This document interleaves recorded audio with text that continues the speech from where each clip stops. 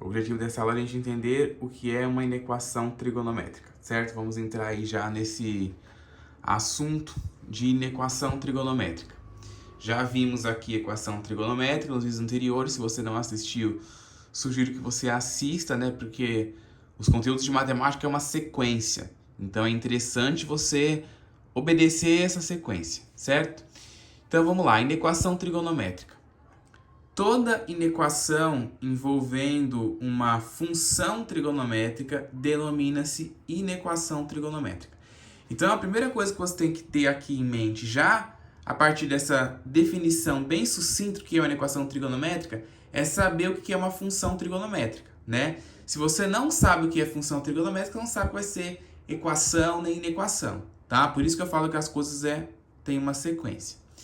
Então, toda inequação envolvendo uma função trigonométrica chama-se, denomina-se inequação trigonométrica. As características das inequações trigonométricas são essas que eu coloquei aí, ó.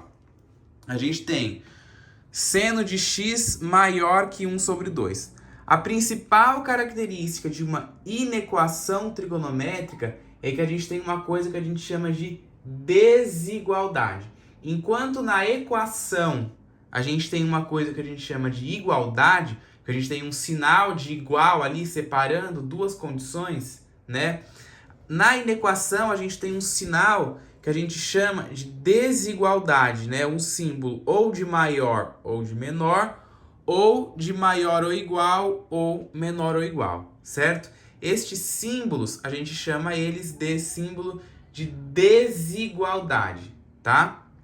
Então a gente tem aqui uma inequação do tipo seno de x maior que 1 sobre 2, tangente de x menor do que 1, 2 seno ao quadrado de x menos seno de x maior ou igual a 0 e cosseno de x menor ou igual que raiz de 3 sobre 2.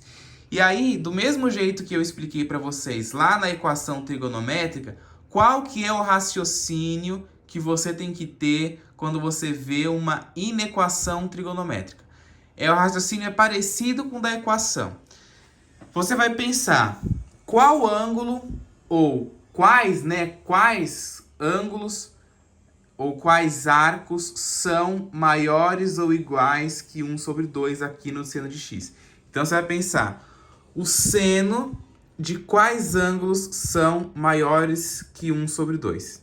Aqui você vai pensar a tangente de quais ângulos são menores do que 1, né?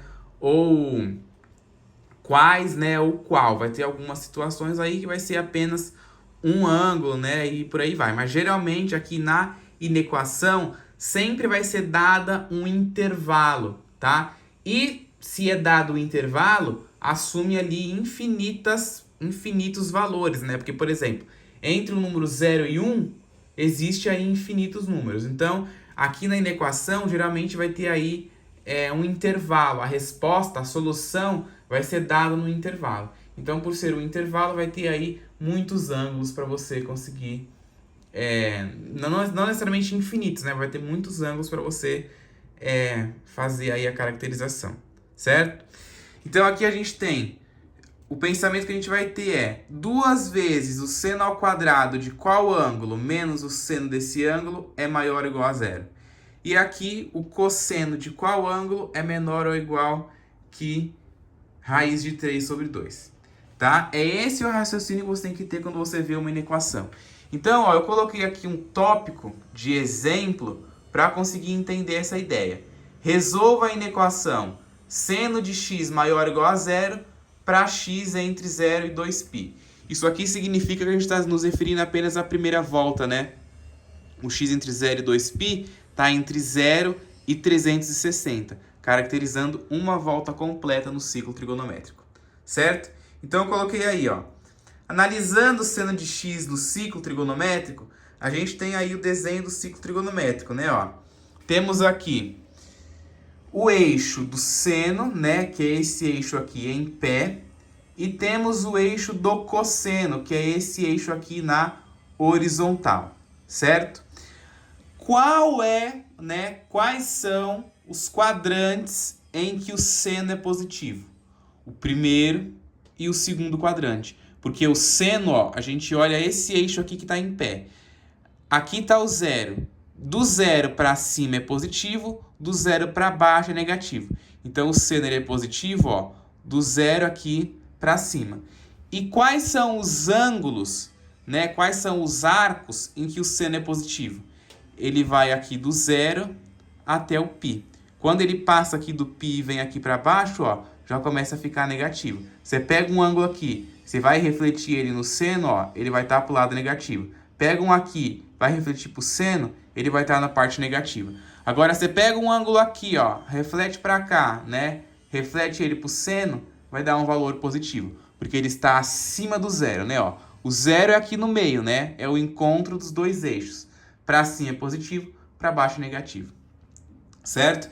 Então, o seno, ele assume valores positivos entre 0 e π, que é exatamente o que a nossa inequação está perguntando, né? Ele está perguntando o seno de qual ou quais ângulos são maiores ou iguais a zero.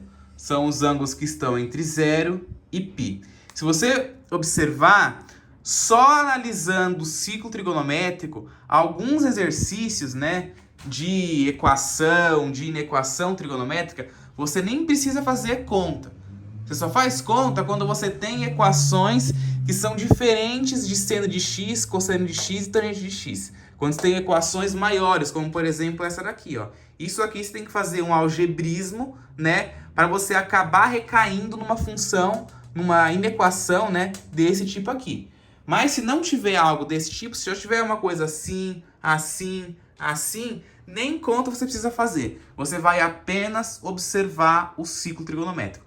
Por isso que na trigonometria, a coisa mais importante é isso daqui, né? Na trigonometria 2. Lembrando que esses vídeos estão indo para a playlist de trigonometria 2, que é justamente trigonometria na circunferência. Então, se você não sabe de circunferência trigonométrica, esquece.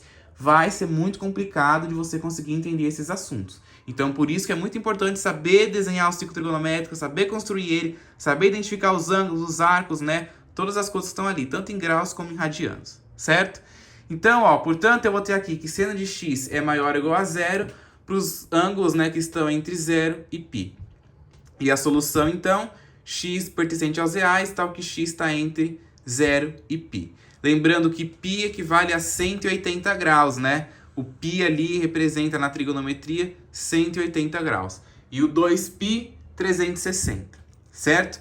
É interessante também você saber trabalhar com os radianos, porque ele é bem mais usual na trigonometria, certo?